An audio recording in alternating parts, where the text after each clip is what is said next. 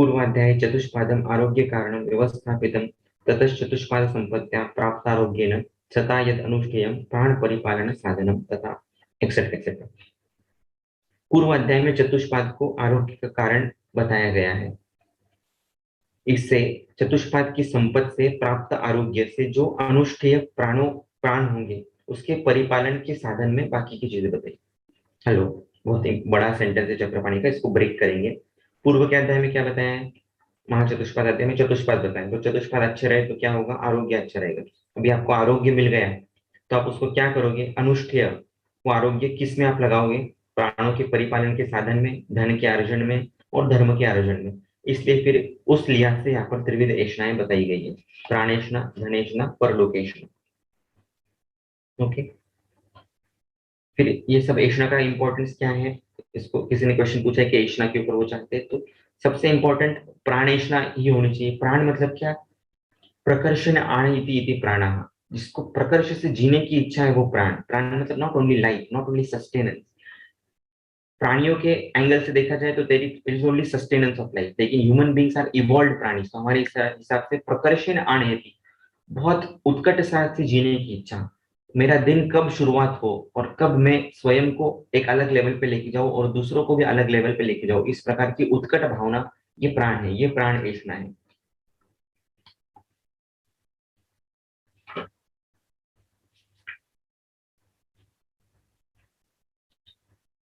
जैसा कि वो बोल रहे हैं कि प्राणों का परित्याग होने पर सबका त्याग हो जाता है, वैसे यदि आदमी से उत्कट इच्छाएं निकल जाए, उसका अंदर की एनर्जी निकल जाए, तो सबका त्याग अपने आप हो जाता है।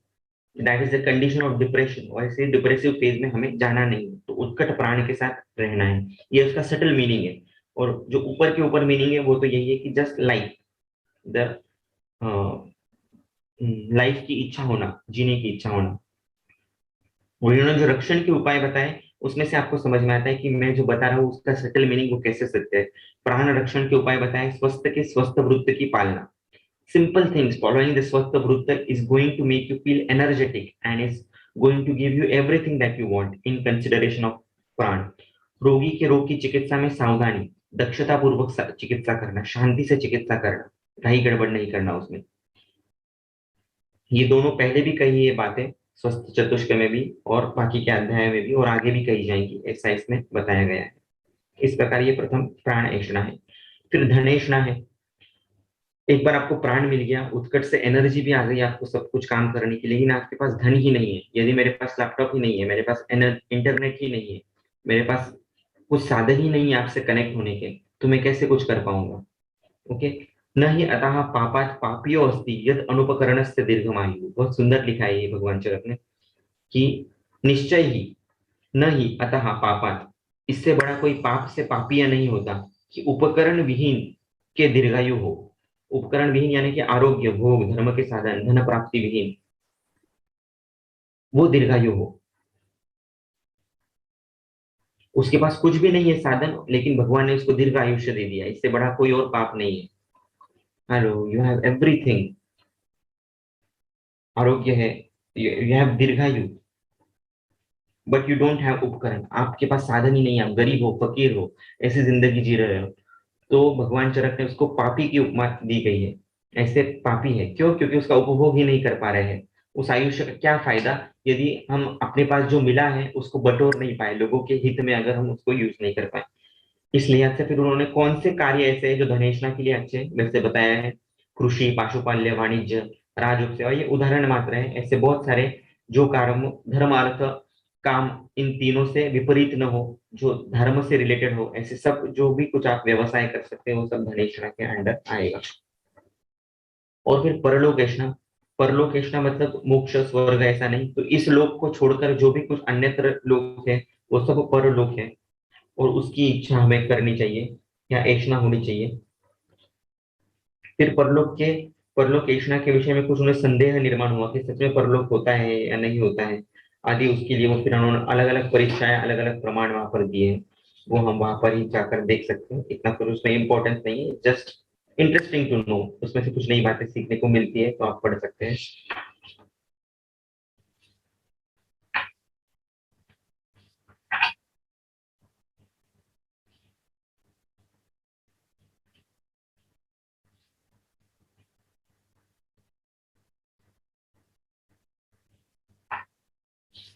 तो परीक्षाएं बताइए।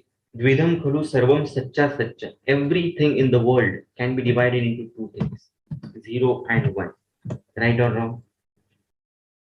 द्विधम एव खलु सर्वम सच्चा सच्चा, जो भी कुछ है पूरे विश्व में वो द्वैत ही तो है, आइदर इट इज 0 और इट इज 1। बाकी जो भी कुछ बनता है इनके अमालगमेशन से बनता है।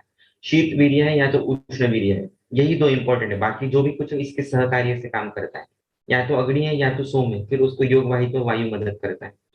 तो दो भी कुछ है वो पूरे संसार में द्वैत है। द्विविधम एव खलु सर्वम सच्चा सच्चा, तस्य चतुर्विधा परीक्षा। और जो भी कुछ है आपको देखने जैसा या नहीं देखने जैसा, knowing something is knowing and not knowing something is also knowing. Hello, मैंने पंचकोश में ये बताया था। आप किसी चीज को नहीं जानते हो इसका मतलब आप ये जानते हो कि आप नहीं जानते हो, है ना? तो knowing something is knowing and not knowing something is also knowing. और जब आप इसके परे चले जाते हो तो वो ब्रह्म की अवस्था है। एनीवेज, ये टॉपिक डाइवर्ट हो जाएगा तो हम यहाँ पर ही रुकते हैं। सो बेसिकली ये प्रैक्टिकल श्लोक है कि जो भी कुछ है, जो भी हमें देखना है, परीक्षण करना है, जो भी हमें उक्त अनुक्त ज्ञात अज्ञात चीजें जो पेशेंट में है दिख रही है उसको समझना है, तो उसके लिए चतुर्वेद परीक्षा बताई गई है। इस क्रम से आपको जाना है। हेलो, इंपॉर्टेंट है, क्लिनिकली इंपॉर्टेंट है। आप्तोपदेश, प्रत्यक्षम, अनुमानम, युक्तिश्चैति। यानी कि जब आप पेशेंट देखो तब सबसे पहले क्या है? आप्तोपदेश, आपने ने क्या बताया है उस प्रकार से उसको आपको देखते आना चाहिए। फिर प्रत्यक्ष, फिर आपकी इंद्रियां वो क्या कहती है आपको उस समय उसके हिसाब से। देन अनुमान, फिर आप्तोपदेश और प्रत्यक्ष के बेसिस के ऊपर आपका अनुमान चलेगा। और बाद में फिर इन तीनों के हिसाब से आपकी युक्ति चलेगी। योजकः तत्र दुर्बलः युक्तिश्च योजना युज्यते। उस प्रकार से फिर उसको क्या क्या देना है आपको समझो। तो सबसे पहले है परीक्षा करना। एक श्लोक बोलता हूँ, कहां पर आया, कौन बताएगा? उसको एक कैडबरी। अपरीक्षेण न कर्तव्यम कर्तव्यम सुपरीक्षितम, अपरीक्षेण न कर्तव्यम कर्तव्यम सुपरीक्षितम,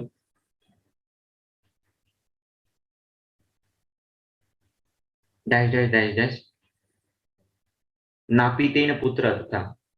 कहां पर आया है?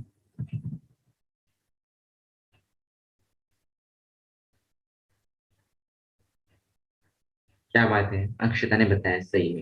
पहले ही अध्याय में I think Panchatantra, right. So everything should be done परीक्षा पूर्वक। और परीक्षा का आयुर्वेद में अर्थ है इसी क्रम से आपको जाना होता है, तो आपको एग्जैक्ट कोई चीज समझ में आती है। क्रम उल्टा भी हम बहुत बार करते हैं, उससे भी समझ में आता है, नहीं ऐसा नहीं। लेकिन आप्तोपदेश, पहले ग्रंथ क्या बताया है उन्होंने वो हमें पेशेंट में दिखना चाहिए एज इट इज। फिर प्रत्यक्ष, फिर अनुमान, फिर युक्ति। समझ में आ रहा है ये? मन की बात नहीं होनी चाहिए कुछ भी। You should be able to justify it with proper references.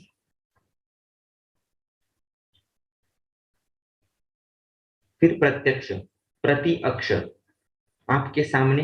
अक्ष मतलब इंद्रिय, अक्षी मतलब चक्षुरेंद्रिय। तो आपके सभी इंद्रियों से जब आप स्थिर बुद्धि होगे, प्रत्यक्ष ज्ञान क्यों नहीं हो पाता, उसमें 8 कारण इसी अध्याय में दिए। उसमें एक इंपॉर्टेंट कारण दिया है, मनो न अवस्थानात। वेरी इंपॉर्टेंट थिंग जो हमें प्रैक्टिस में दिखती है। हेलो, जुड़ रहे हो?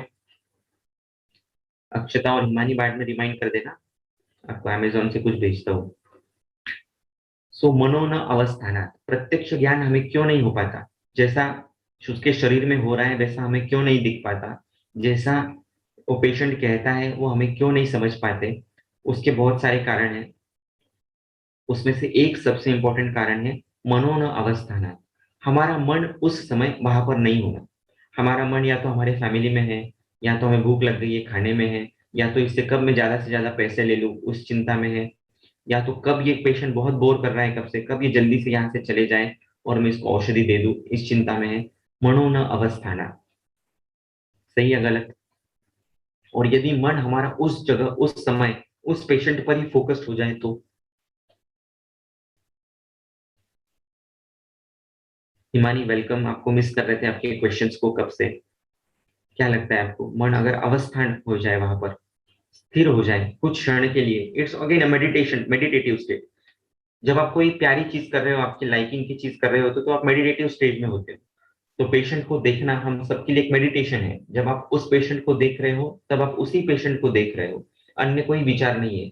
वैसा यदि करोगे तो अपने आप प्रत्यक्ष ज्ञान, जैसा वो कह रहा है वो इमोशंस के साथ आप समझोगे। नाड़ी भी देखोगे तो अंदर से जैसा है वैसा समझ में आने लग जाएगा, फिर अपनी नाड़ी सीखी हो या ना सीखी हो। हेलो। यदि मन से उससे आपने संधान कर लिया है, उससे मन से आप जुड़ चुके हो, 100% वहां पर हो, तो उसको स्पर्श विज्ञान के माध्यम से जब आप 3 उंगलियां वहां पर रखोगे, 3 उंगलियां भी अपने पारायण से सिद्ध कर ली है, तो क्या वो अंदर की चीजें आपको नहीं बताएगा पेशेंट, स्पर्श विज्ञान के मात्र से? क्या लगता है आपको, या अतिशयोक्ति है? इज इट एन एग्जैजरेशन और इज इट अ ट्रूथ?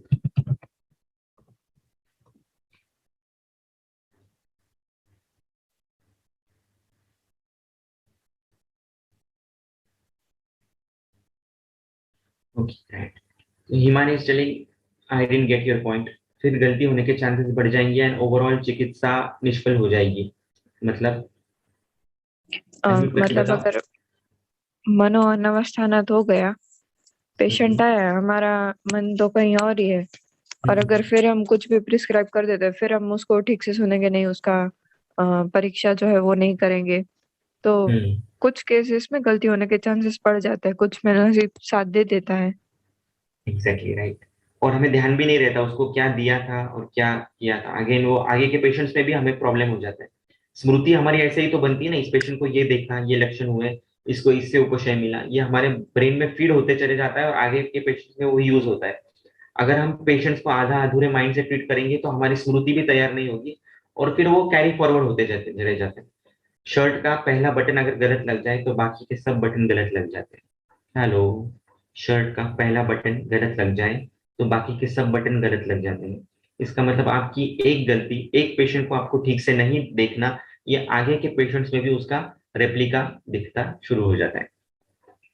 बहुत लोग बोलते हैं प्रैक्टिकल बताओ, मैं आपको 1 घंटे में सब प्रैक्टिकल फॉर्मूले के साथ बता सकता हूँ, वात रक्त में क्या देना है, ग्रहणी में क्या देना है, कौन सी अवस्था में क्या देना है, लेकिन उसका मजा ही नहीं है दोस्तों। मजा तो ये छोटे छोटे सिद्धांत समझने में है, ये छोटी छोटी काउंसलिंग में है, ये छोटे छोटे एक्ट्स ऑफ अवेयरनेस में है। इससे एक सिद्धांत, एक संहिता जिंदा होती है। और जब एक संहिता जिंदा होती है तो हम एक ऐसा कुछ कर जाते हैं पेशेंट के साथ जो उसने भी सोचा नहीं होता है। दैट इज ट्रू चिकित्सा। पेशेंट आपके पास 25% की उम्मीद लेकर आए ठीक होने की, आप उसको 75% ठीक कर जाओ, दैट इज ट्रू चिकित्सा एज पर मी। सही है गलत?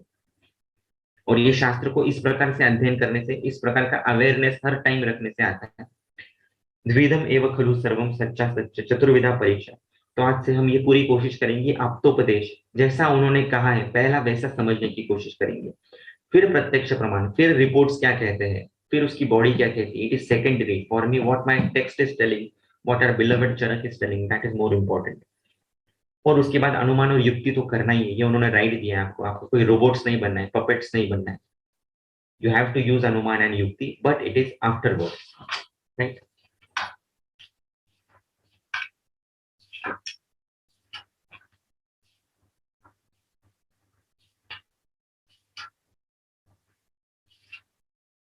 ओके। इसके बाद हम, आप चाहते हैं थोड़ा सा एक 30 मिनट्स 20 मिनट्स का सेशन आगे लेंगे त्रयोपस्तंभ बेस रखकर। इफ यू वांट इट्स, या अगर आपको type yes in the Charak box, if not will close stop for the day.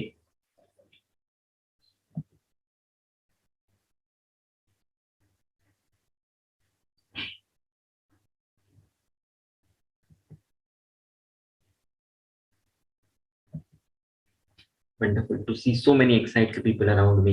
Great, great, great. It feels really amazing. Yes, दोस्तों आज हम अभी देखेंगे त्रयोपस्तंभ। Very important point. पहले एक क्वेश्चन आपको पूछता हूँ, अगर आहार, निद्रा और ब्रह्मचर्य ये 3 उपस्तंभ है तो फिर स्तंभ क्या है? Please type in the Charak box whatever you feel. है ना, ये उपस्तंभ है, तो फिर स्तंभ क्या है? Priyanka ma'am has given wonderful answer, वात पित्त कफ। ओके, सब लोग त्रिदोषी बोल रहे हैं।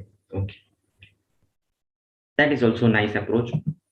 बट सच्चा उपस्तंभ है आयु, है ना? सॉरी, सच्चा स्तंभ जो है वो आयु, यानी कि जीवन का आधार, जिसे प्रारब्ध कह सकते हैं, जब तक जीवन है। और इस जीवन को सस्टेन करने वाले कोई तीन चीजें हैं सबसे इंपॉर्टेंट। उपस्तंभ, उप मतलब पास, आयु के पास रहने वाले, यानी कि बल वर्ण सुख आयुष्य, ये चार इंपॉर्टेंट चीजें आपको देने वाली कोई चीज है तो आहार, निद्रा और ब्रह्मचर्य है। राइट और रॉन्ग?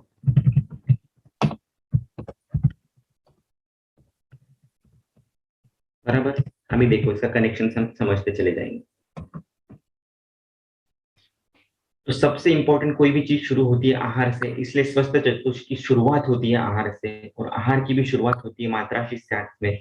इसलिए मैं हमेशा बोलता हूँ आपको कि सबसे इंपॉर्टेंट कोई चीज स्वयं में और पेशेंट में उसके हित के लिए, उसके हेल्दी रहने के लिए करनी है तो वो करनी है मात्रा शिष्टाचार। सही मात्रा में खाना खाए, बहुत कम भी नहीं, बहुत ज्यादा भी नहीं। on and it is not very easy to identify that, huh? Mind well, मात्रा शिष्टाचार is not that easy. You have to identify कि क्या है सही मात्रा, मात्रा के लक्षण क्या है। वो चरक में दिए हुए हैं, मैंने आपको बार बार बोलता हूँ, एक बार देखिए वहां पर कि कुक्षी में प्रपीड़न नहीं होना, हृदय पे उसका दबाव नहीं पड़ना, घूमना चलना व्यायाम करना, हास्य आदि सभी क्रियाएं इजीली होना खाने के बाद, ये सभी चीजें होगी तो मात्राशी स्याद है। तो एक एक चीज को बेस पकड़ते उसका पर अपर हम समझेंगे भी। आहार में बहुत सारी चीजें क्या क्या कर सकते हैं आहार अच्छा करने के लिए, अच्छा डिवाइन करने के लिए, ताकि वो सही से उपस्तंभ हो जाए और उससे बल वर्ण सुख आयुष्य सब कुछ आपके पेशेंट को मिल जाए, आपको मिल जाए। तो पेशेंट को पहली चीज एडवाइस करनी है मात्रा शिष्टाचार। 10 मिनट आपको उसको आहार के लिए ही देने हैं, और उसमें पॉजिटिव्स बताने, निगेटिव तो बहुत बार बता देते हैं हम उसको, बेसन मत खाओ, चना मत खाओ, पत्ते वाली सब्जियां मत खाओ, ज्यादा पानी मत पियो, दही मत खाओ। That is quite easy, but telling positive पथ्य, एंड वो भी आप्तोपदेश इस परीक्षा के माध्यम से। So that is very very important. इसमें जो जो चीजें प्रैक्टिकल है और शास्त्र के हिसाब से पर है वो हम बता सकते हैं। जो जो जो चीजें शास्त्र के हिसाब से पर है लेकिन आज के हिसाब से प्रैक्टिकल नहीं है, जैसे मान लीजिए यव शाली का सेवन कहीं कहीं पर प्रैक्टिकल नहीं है, नहीं मिलता है, कुछ लोगों को आदत नहीं है यव शाली खाने की भी, वो साथ में नहीं है। So you can not advise those great things to them. Okay, जो पॉसिबल है वो हम कर सकते हैं। दूसरा, चरक सूत्र 25 का काल भोजनम आरोग्य कराना, सिंपल थिंग है, दो ही चीजें उसको बताओ, सही समय पे खाना खाओ और सही मात्रा में खाना खाओ। सही समय पे क्या है, किसको बोलेंगे, कालो सही मता, ये चरक सूत्र स्थान 8 में दिया गया है, लास्ट का श्लोक है, सॉरी, वाग्भट सूत्र स्थान 8वें अध्याय में लास्ट का श्लोक दिया है, कालो सही मता, इस प्रकार से उसका एंडिंग है, वो आज आप पढ़िएगा, हो सके तो ग्रुप पर भी शेयर कीजिएगा कि किसे बोलते हैं सम्यक काल, कौन सा है सही काल खाना खाने का। ठीक है, इतना हमें आहार से बेसिक समझना है।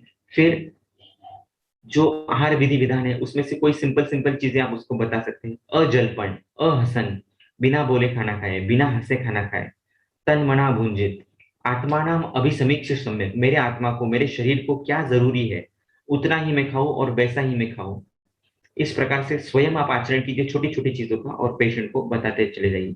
जितना आप इस उपस्तंभ को प्योर करते जाएंगे, प्राकृत करते चले जाएंगे, उसका उतना उसका रिफ्लेक्शन आपके बल वर्ण सुख आयुष्य पे होगा। ये छोटी छोटी चीजें करके देखिए और आपका ऑरा बदलता है क्या नहीं देखिए। आपको खुद ही आपके फ्रेंड्स बताएंगे 1-2 महीने के बाद, अरे तेरा ग्लो आ गया चेहरे पे, what are you doing, what specific diet you are doing और what specific medicine you are taking. और आप उनको बता पाएंगे, I have not changed my diet, I have changed the way in which I am taking my food. Hello, I have not changed my diet, भले ही मैं pizza खा रहा हूँ, भले ही मैं पास्ता खा रहा हूँ, ऑफकोर्स ये नहीं खाना चाहिए, मात्रा में खाना चाहिए, लेकिन the way I am eating it, the way I, मैं उसको चबा चबा के खा रहा हूँ, मैं उसका आनंद ले रहा हूँ पर आसक्त नहीं हो रहा हूँ, मैं बिना, मैं सही समय पे खाना खा रहा हूँ। ये छोटी छोटी चीजें इतनी इतनी इंपॉर्टेंट है कि मैं बार बार बार बार बार बार रिपीट करता हूँ, क्योंकि हमारा मॉडर्न जो समाज है या मॉडर्न जो संस्कृति है, मॉडर्न जो एलोपैथी की सिस्टम है, वो हमें मेडिसिन की ओर लेके जाती है। हर चीज में इसमें मेडिसिन क्या है, इसमें मेडिसिन क्या है, लेकिन हर बार आयुर्वेद आपको पहले बेस से स्टार्ट करने को कहता है, एंड बेस इस तरह उपस्तंभ। पहले आहार मॉडिफाई करो, कुछ भी पेशेंट आ जाए, कौन सा भी पेशेंट आ जाए, कितना भी गंभीर क्यों ना आ जाए, देखो आहार में क्या क्या गलतियां की है उसने, उसमें सुधार करो। ओके, नेहा का तो मुझे बहुत फर्क महसूस दिख रहा है, 2-3 महीने पहले उसका जो ग्लो था चेहरे का और आज जो है, it is really really explicitly visible. जो भी बाकी के मेंबर्स होंगे जिसने पहले नेहा को देखा और अभी नेहा को देखा है, वो सिर्फ आहार से नहीं बोलूंगा मैं, उसके पारायण से, आचार रसायन, सद्वृत्त, बाकी बहुत बहुत सारी चीजें हैं, उससे वो फर्क आया होगा, लेकिन आहार से तो आता ही आता है। सेकंड इंपॉर्टेंट उपस्तंभ है, वो है निद्रा। निद्रा के विषय में कल ही अमन मैम ने बहुत अच्छा क्वेश्चन पूछा था, उसके ऊपर हमने डिस्कस किया था कि निद्रा, सुबह उठना 5 बजे itself is a big achievement. 5 AM club is a book by robin Sharma. जो लोग 5 बजे उठते हैं एक साल के लिए, वो जो भी कुछ पाना चाहते हैं जिंदगी में पा लेते हैं। इससे बड़ा और कोई वाक्य नहीं हो सकता। ओके, 5 बजे के बाद या सनराइज के बाद उठना इटसेल्फ इज दिवा स्वाप। उससे कफ उपहत अग्नि होगा, अग्नि मानने की कंडीशन होगी, और जठरो भगवान अग्नि, उस भगवान को हम सुबह सुबह ही दुखी करेंगे। सुबह सुबह भगवान दुखी हो गया तो आपका पूरा दिन दुखी जाएगा। इतना सिंपल सा तथ्य है सुबह उठने, सही समय पर उठने का। ओके, निद्रा को कैसे बैलेंस करना है? आज बहुत सारे लोग 8 बजे 9 बजे उठते हैं सुबह और रात को 12-1 बजे सोते हैं, वेरी वेरी कॉमन। 10 बजे उठने वाले लोग हैं, खासकर आईटी वाले, तो उसमें डेफिनेटली कफ पित्त वर्धन के लक्षण दिखेंगे, कफ पित्त वृद्धि के, अग्निमांद्य के लक्षण दिखेंगे। और रात में लेट सोते हैं, इसलिए कहीं ना कहीं बॉडी उसको एडजस्ट कर लेती है उस कफ पित्त को, लेकिन फिर भी रात लेट सोने की वजह से वात पित्त वृद्धि के लक्षण दिखते हैं। मतलब त्रिदोष प्रकोप के लक्षण इन पेशेंट में दिखते हैं। इमीडिएटली सभी लक्षण नहीं दिखेंगे, क्योंकि उसको विरोध करने वाले बहुत सारे फैक्टर्स होते हैं। शायद वो व्यायाम करते होंगे, शायद वो सुबह उठकर अल्प मात्रा में खाना खाते होंगे, या कुछ लेते ही नहीं होंगे, तो अपने आप अग्नि का रक्षण हो जाएगा। इस प्रकार से आपको एसेस करना है। तो एसेस कैसे करना है? वात पित्त कफ के चय अवस्था के लक्षण देखने से। वात चय में क्या होगा? स्तब्ध पूर्ण कोष्ठता। यदि कोष्ठ में उनको सही समय से मल प्रवृत्ति नहीं होती है, थोड़ा सा हेवीनेस महसूस होता है, तो समझ लेना चाहिए कि वात का चय हो रहा है निद्रा की वजह से। निद्रा कहीं ना कहीं विकृत हो रही है, तो निद्रा की वजह से उनका वात चय न हो, इसलिए कि आप क्या कर सकते हैं, आपको सोचना है। फिर वो शायद अभ्यंग कर सकते हैं, शायद रात में सोते वक्त नस्य कर सकते हैं, शायद भूतपान दे सकते हैं रात में सोते वक्त, शिरोपाक दे सकते हैं। यदि कफ का चय हो रहा है, गौरव की प्रचिति हो रही है, छर्दी उल्लास जैसी कंडीशंस हो रही, तो समझना उनका निद्रा जो है वो कफ डोमिनेंट फेज की वजह से ऐसे लक्षण दिख रहे हैं। तो आप उसको ऐसा बता सकते हैं, इंटरमीडिएंट फास्टिंग जैसी कंडीशन की, सुबह आप उठने पर कुछ भी मत खाएं, भले ही आप लेट उठ रहे हो, it is not in your hands, लेकिन आप सुबह कुछ भी मत खाइए, डायरेक्ट 12-1 बजे ही आप खाना खाइए। तो एटलीस्ट जो अग्नि है वो बचा कुचा खराब जो कफ है, प्राकृतस्तु बलम श्लेष्मा विकृतो मल उच्चते, विकृत मल को नहीं उत्पन्न होने देगा, और जो भी कफ बनेगा वो प्राकृत बनेगा, और उसको वो थोड़े हिसाब से बल दे सकता है। Again note, these are not excuses. गलत दिनचर्या से आप कभी भी उसको सही नहीं कर सकते, ये थंब रूल है, लेकिन एटलीस्ट आप उसको लिटिल बिट बेटर कर सकते हो। ओके, तो जिसको सही में सही होना है उसको आयुर्वेद की दिनचर्या को ही फॉलो करना होगा। जिसको प्रैक्टिकली इम्पॉसिबल है बिकॉज ऑफ सर्टेन रीजन, तो उसके लिए आप कुछ ऐसे टोटके उसको आप जरूर सजेस्ट कर सकते हो। अगेन नाउ ब्रह्मचर्य। ब्रह्मचर्य शब्द का बहुत ही सुंदर मीनिंग चक्रपाणी टीका के 3rd लाइन में दिया है, वो आप सब लोग आज पढ़ेंगे और बिल्कुल आपके सॉफ्टवेयर में इसको बिठा के रख देंगे कि ब्रह्मचर्य मतलब क्या है। Ready for it?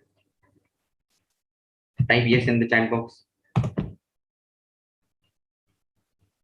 सूक्ष्म मीनिंग, स्थूल मीनिंग तो आप सब जानते हैं।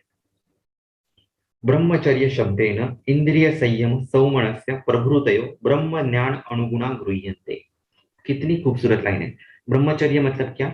ब्रह्म ज्ञान के अनुकूल, मतलब जो हमारा वास्तव स्वरूप है, आत्मा का जो स्वरूप है, जो ब्रह्म तत्व है, उसके अनुकूल इंद्रिय संयम सौमनस्य प्रभृतयो ब्रह्म ज्ञान अनुगुणा गृह्यन्ते। इंद्रियों के संयम तथा मन के शुभ भाव आदि गृहित होते। मतलब इंद्रियों को संयमित रखना, सिर्फ उपस्थ को नहीं, सभी इंद्रियों को संयमित रखना, और मन के शुभ भाव, हमेशा मन को शुभ भाव में रखना, keeping yourself always in a positive state of mind. चाहे कुछ भी हो जाए, मैं भले ही गलती से नदी में गिर जाऊं, लेकिन मैं नहा के बाहर निकलूंगा। इस प्रकार का शुभ भाव हर एक कंडीशन में, हर एक स्टेट में। It is not easy, not easy at all, लेकिन धीरे धीरे विद प्रैक्टिस हम धीरे धीरे धीरे उस शुभ भाव में आ सकते हैं। और जितना हम शुभ भाव में आएंगे, जितना हम इंद्रियों को संयमित रख पाएंगे, इंद्रियों का आनंद लेंगे, सुपचक सुपंचक करके मेरा एक ऑडियो है वो सुनिएगा। इंद्रियों का आनंद लेना है, उपभोग लेना है, लेकिन आसक्त नहीं होना है, उसमें गहरा जुड़ाव नहीं करना है। भगवान चरक शारीर स्थान में कहते हैं, न इंद्रियाणि न च एव अर्थः सुख दुख से हेतवः, हेतुस्तु सुख दुख से योगो दृष्टश्च चतुर्विधः। इंद्रिय और इंद्रिय के अर्थ ये सुख दुख में कारण नहीं है, तो सुख दुख में कारण कौन है? योगो दृष्ट चतुर्विधा, इनका आपस में मिलना, ये कितने सन्निकर्ष से आपस में जुड़ रहे हैं। यदि वो अति सन्निकर्ष से जुड़ रहे हैं तो वो दुख का कारण है, यदि वो सम्यक सन्निकर्ष से जुड़ रहे हैं तो वो सुख का कारण है।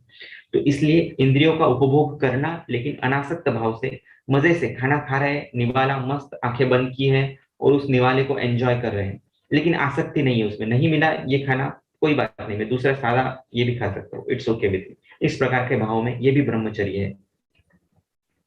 ओके। एंड शुभ भाव के लिए एक वेरी इंपॉर्टेंट थिंग मैं कंसेप्ट आपको आज देने जा रहा हूँ। Do you want that?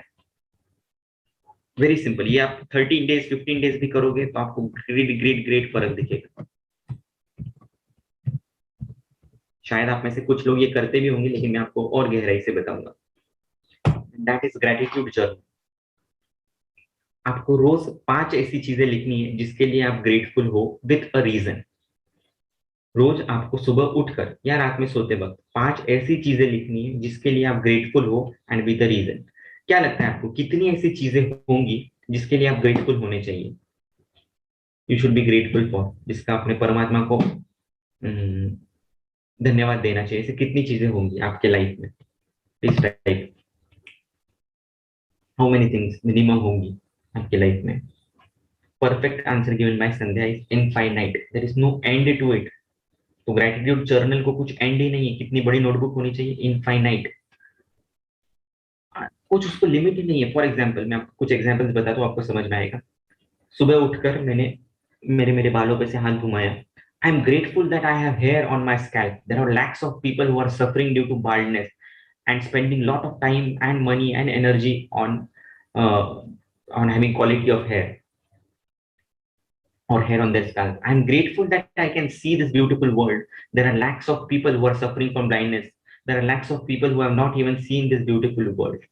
I am grateful that I could stand on my feet today. There are numerous people in surgery wards who are suffering from lumbar disc prolapse and so many spinal injuries that they are not able to stand on their feet. I'm grateful that I'm able to take oxygen early in the morning. There are thousands and lakhs of people who are on ventilators today and striving for one breath, one bloody breath. Isn't that so very important? कभी हम सोचते हैं ऐसा, सोचते भी होंगे तो कभी लिखते हैं ऐसा। लिखना बहुत इंपॉर्टेंट है। You have to write day in and day out. रोज 5 चीजें तो भी हम ऐसा लिखेंगे और आप देखोगे कि इतनी सारी चीजें हैं जो आपके पास है लेकिन दूसरों के पास नहीं है। Okay, you have to write that particular thing and particular reason for it. Okay, छोटी छोटी छोटी चीजें लिखो और उसका रीजन लिखते जाओ। ये आप करोगे। ये भगवान चरक ने ही बताया है। कृतज्ञता आचार रसायन में, चरक चिकित्सा 1 में, दानशील दया सत्य ब्रह्मचर्य कृतज्ञता रसायनानि मैत्री च पुण्य आयुर्वृद्धि कृतगणा वाग्भट शारीर स्थान। दानशील दया सत्य ब्रह्मचर्य कृतज्ञता। अगेन ये क्या है? पुण्य आयु वृद्धि कृतगण है। पुण्य मतलब क्या? सुख। आयु मतलब क्या? Longevity. If you want a long life and if you want happiness in your life then you have to practise कृतज्ञता। जब आप लिखने लग जाओगे तो आगे ऐसी स्टेज आएगी 1-2 महीने के बाद कि कुछ भी हो जाए आपके लाइफ में, बुरी चीज अच्छी चीज, आप उसको एग्जेम्पलीफाई करोगे इन गुड सेंस। आपको लगेगा अरे ये अच्छे के लिए ही हुआ है। People only come for 2 reasons in your life, either to make you happy और to teach you a lesson. Hello, any person or people come in your life only for 2 reasons, either to make you happy or to teach you a lesson. Is that true? Type in the charak box. या कोई third reason होगा तो बताइएगा। इस प्रकार का mindset हमें तैयार करना है हरदम के लिए। माइंडसेट तैयार करना इतना ज्यादा जरूरी है क्योंकि इसका रिफ्लेक्शन पेशेंट हीलिंग में होता है। जब हम अंदर से स्वस्थ महसूस करेंगे खुद को, मन से मस्त महसूस करेंगे खुद को, तो पेशेंट को हील करते हुए बहुत इजी हो जाता है। मनोन अवस्थाना, ये प्रज्ञा अपराध हमसे नहीं होगा। Right? People always come for 2 reasons in my life, either to make me happy or to teach me a lesson. Yes. वो भी बहुत अच्छा बताया रिंकू मैम ने। इष्ट से लाभात अनिष्ट से लाभात, मनोविकार नहीं होगा, वो भी हम देखेंगे बाद में। तो यहाँ पर आपको सटल ब्रह्मचर्य का एग्जाम्पल समझ में आया। ब्रह्मचर्य से कृतज्ञता क्या है समझ में आ गई। एक चीज दूसरे चीज से रिलेटेड है, एक चीज दूसरे भाव से रिलेटेड है। भगवान महावीर चरक भगवान महावीर जैन आगम में कहते हैं अहिंसा परमो धर्म या क्षमा वीरस्य भूषणम। अहिंसा परमो धर्म कैसे? तो एवरी पॉजिटिव इमोशन इज अहिंसा and every negative emotion is हिंसा। आप कौन सा भी इमोशन मुझे दो, मैं उसको आपको अहिंसा या हिंसा इस द्वैत में बिठा के दिखा सकता हूँ। इसलिए अहिंसा परमो धर्म है। राइट और रॉन्ग? कौन सा भी पॉजिटिव और निगेटिव इमोशन दो, I tell you whether it is अहिंसा और हिंसा। एंड क्षमा वीरस्य भूषणम, ये दूसरा सिद्धांत चरक ने कहा है चरक सूत्रस्थान 8 में, अनुक्तम इह पूजितम, जो जो चीज धर्म से संबंधित है लेकिन दूसरी जगह बताई गई उसे हमें लेना है। दूसरी चीज भगवान महावीर कहते हैं क्षमा वीरस्य भूषणम। व्हाट इज क्षमा? माफ करना। किसको माफ करना? स्वयं को माफ करना सबसे पहले। If you cannot love your self, if you have regrets for yourself, if you have guilt for yourself, you can never transfer your positivity to others. You cannot love someone else. You cannot remove the guilt of others. You cannot remove the guilt of your patients. You cannot remove the regretness of your patients. Shama Veerasya Bhushanam. Ahimsa Paramo Dharma. Kritanyata. Everything is Brahmacharya. Okay? Brahmacharya Shabdena Indriya Sayama Saumanasya Prabhutayo Brahma Jnana Guna Gruyante. Very nice, Aman ma'am, as she's telling, forgiveness is never for others. It's for us to move forward in life. दूसरों को माफ नहीं करना है, स्वयं को माफ करने के लिए, ताकि एंड दीज थिंग्स ये प्रूव हो चुके हैं, ये कोई फंडामेंटल चीजें नहीं है। There are 4 things in your brain, limbic system, amygdala nucleus, nucleus accumbens in your prefrontal cortex and cingulate gyrus. ये 4 चीजें, ये 5 चीजें जो है, ये सबसे ज्यादा हैप्पीनेस या प्लेजर जोन से आपके लाइफ में। और जितना आप ये आचार रसायन या ग्रेटिट्यूड प्रैक्टिस करते हो उतने ये सब जोन्स एक्टिवेट होते चले जाते हैं।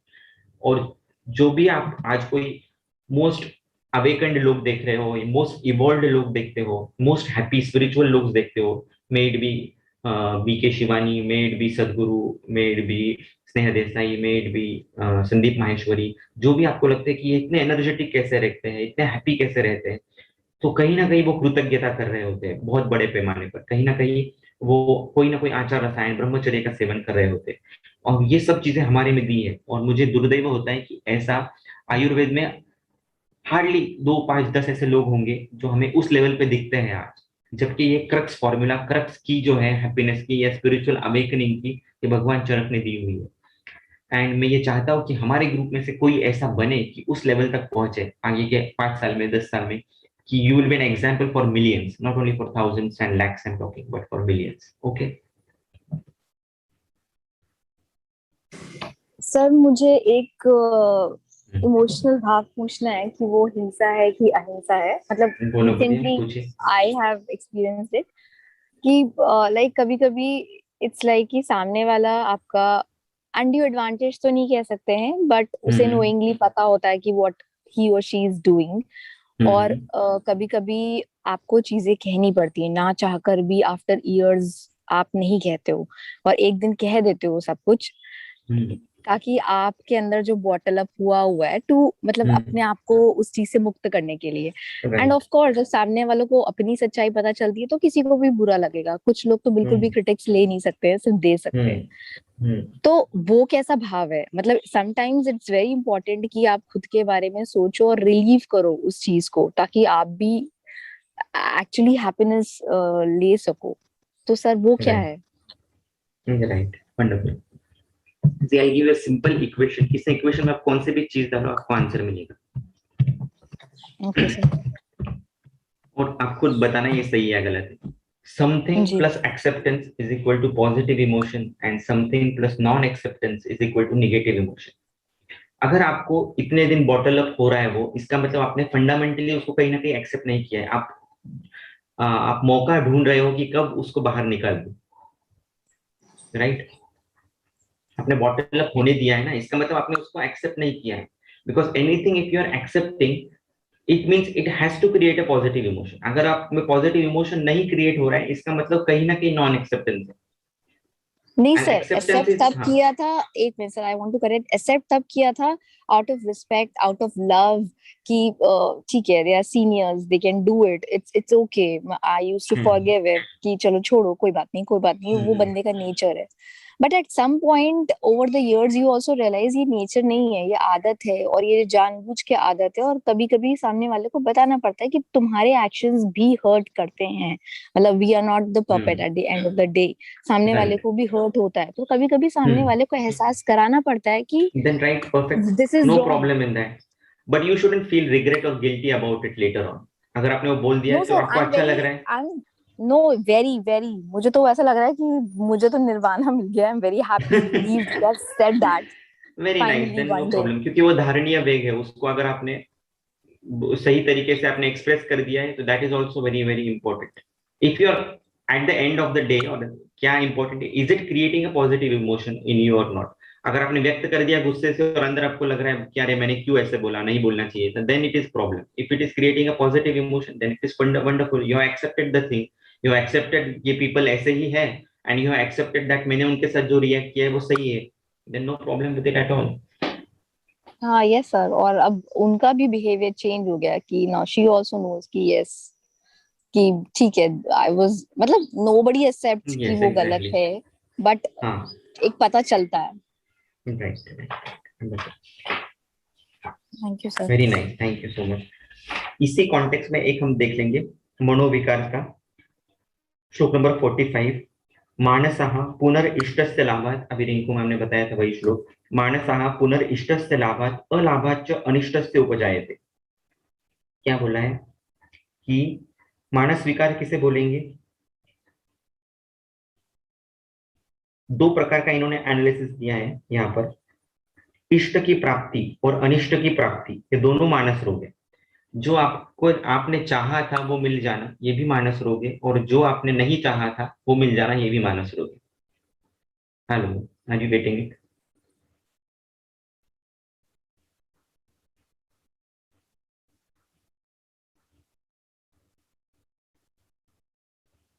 एक इसका ऐसा अर्थ लगाया है, और दूसरा अर्थ ऐसा लगाया है कि जो चाहा था वो नहीं मिलना, और जो नहीं चाहा था वो मिलना. This is simple to understand. लेकिन एक डिफरेंट अर्थ उन्होंने दिया है यहाँ पर अन्य तू के मत से. अतर तू पाठे चकाराद इष्ट लाभो अपि हेतुर्बोधव्यः. जो आपने चाहा था वो मिल जाना, वो भी प्रॉब्लमेटिक है, क्योंकि उससे हर्ष कामादि चीजें, रजोगुण की वृद्धि हो सकती है. इसलिए समभाव में आप नहीं रहोगे. वो आपका जो समत्व है, वो जो बैलेंस है, वो चला जाएगा. इसलिए the key over here is, इस श्लोक में हमें उलझने की जगह समझना ये है कि हमें बहुत ऊपर भी नहीं जाना है, बहुत नीचे भी नहीं जाना है.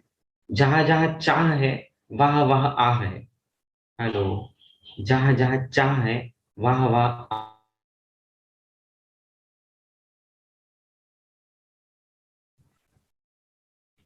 अभी बन गया ये शेर बोलते बोलते. जहां जहां चाह है वहां वहां आह है, अंत में दुखी है. और जहां जहां स्वीकृति है वहां वहां वाह है. Acceptance is ahimsa. Acceptance is forgiveness. Okay, so that is the basic crux for it. Now let us go at a very स्थूल level. स्थूल लेवल पे ब्रह्मचर्य, अष्टांग संग्रह में अब्रह्मचर्य दिया है. ये बहुत बार क्वेश्चन पड़ता है कि चरक तो ब्रह्मचर्य को उपस्तंभ कहते हैं और अष्टांग संग्रहकार अब्रह्मचर्य को उपस्तंभ कहते हैं. तो इसका सिंपल सा मीनिंग है, वाद विवाद कुछ भी नहीं है ग्रंथकारों में, दे आर क्रिस्टल क्लियर. यदि आप गृहस्थ आश्रम में हो तो आपका काम है मैथुन क्रिया, आपका कर्म है आपके अपोजिट सेक्स को हैप्पी रखना. This is your duty, this is your moral responsibility. So उस लिहाज से वो अब्रह्मचर्य है. या लेकिन उसमें भी अनासक्त भाव से, आनंद के साथ वो क्रिया होनी चाहिए, आनंद के साथ होनी चाहिए, आसक्त भाव में नहीं होनी चाहिए. सबसे ज्यादा इंद्रियों की आसक्ति उस कर्म में होती है. सबसे जो इंद्रिय एक तरफ और एक तरफ ये उपस्थ का जो इंद्रिय या ये पर्टिकुलर कर्म जो है वो एक तरफ है. इसलिए वो क्रिया आनंद के साथ मस्ती में हो, नॉट एज अ लायबिलिटी और not as a compulsion. Compulsion के कारण नहीं होना चाहिए, मुझे ये करना पड़ रहा है, शरीर की डिमांड है इसलिए उसे करना पड़ रहा है, तो that is a problem. Are you getting it. और जो लोग सेक्स नहीं कर रहे हैं, they are masturbating as a compulsive behaviour of their body as a deed, वो नहीं कर कर भी अब्रह्मचारी है, दे आर स्टिल डूइंग मैथुन. एक्चुअल में वो तो नहीं कर रहे हैं, लेकिन स्टिल वो अब्रह्मचर्य कर रहे हैं. They are not fundamentally, because they are involve in that particular इंद्रिय. ओके, सो अनासक्त भाव से, आनंद के साथ, मस्ती के साथ, किसी दूसरे का हित में ध्यान में रखते हुए किया गया कोई भी वो जो एक्ट है मैथुन की, वो अब्रह्मचर्य की श्रेणी में ही आएगी, या उसको आप ब्रह्मचर्य ही बोलोगे, क्योंकि वह सही तरीके से, सही ढंग से, with in the limits of the society and with in the limits of the शास्त्र की गई है, और उससे आपका बल, वर्ण, सुख, आयुषा यही करने में मदद होगी. ओके,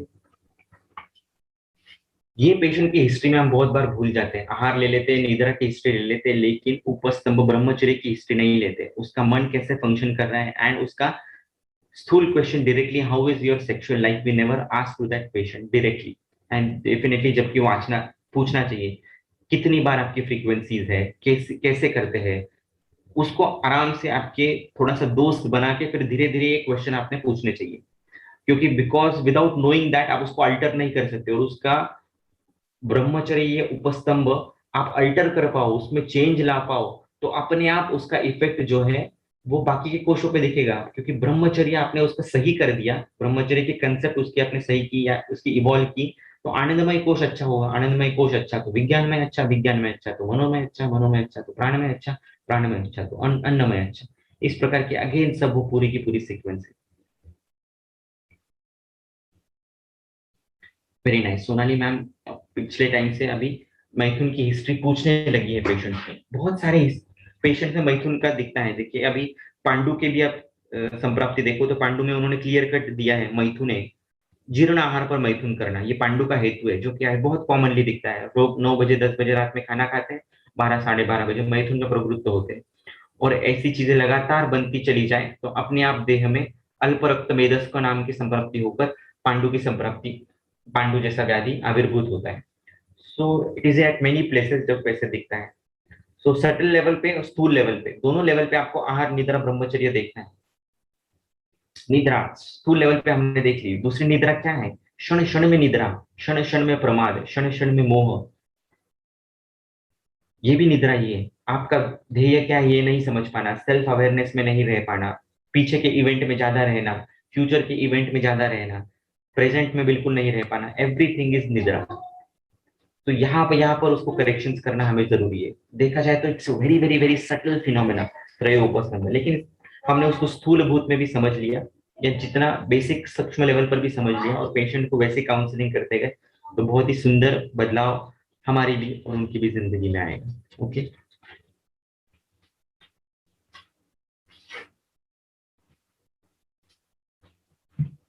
त्रयोपस्कंध से रिलेटेड कोई क्वेश्चन है? प्रैक्टिकलिटी में कोई प्रॉब्लम है उसको, काउंसलिंग में उसको कैसे यूज करना है, या एग्जैक्ट स्पेसिफिक क्या पूछना है, anything you want to ask?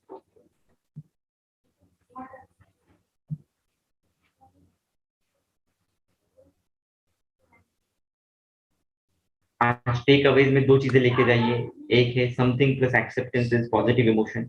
अगर आप में कोई भी पॉजिटिव इमोशन, हंसी, खुशी, प्यार, अफेक्शन नहीं आ रहा है तो कहीं ना कहीं नॉन एक्सेप्टेंस है. और अगर वो, उसके ऊपर हमें ध्यान देना है. Any question related to that particular thing? और इस आहार से रिलेटेड बाकी की जो, इस अध्याय से रिलेटेड बाकी की जो चीजें हैं वो हम आगे के पेप टॉक्स में या कवर करेंगे. So don't worry about it Aman ma'am. May be अभी हम नहीं कर पाएंगे, लेकिन आगे में उसके जब टाइम मिलेगा वैसे पेप टॉक्स बनाकर maybe I put in the group और on the YouTube channel.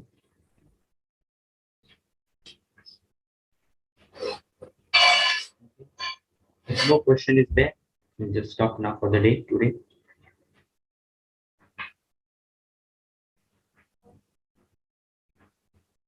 Perfect. Yes. Akshata is waiting for pep talks. Thank you so much. बाकी के जो पेप टॉक्स हैं आपने उम्मीद है सुना होगा. पहले YouTube चैनल से बाकी के भी पेप टॉक्स आप सुन लीजिए, ताकि आप और इजीली कनेक्ट हो पाओगे, बिकॉज उसपे कुछ फंडामेंटल कंसेप्ट दिए हुए हैं, उसके ऊपर के आगे की बहुत सारी चीजें रखी हुई रहती है. तो आपने पहले के नहीं सुने हुए, नए सुने हैं तो बहुत अलग लगता है कभी.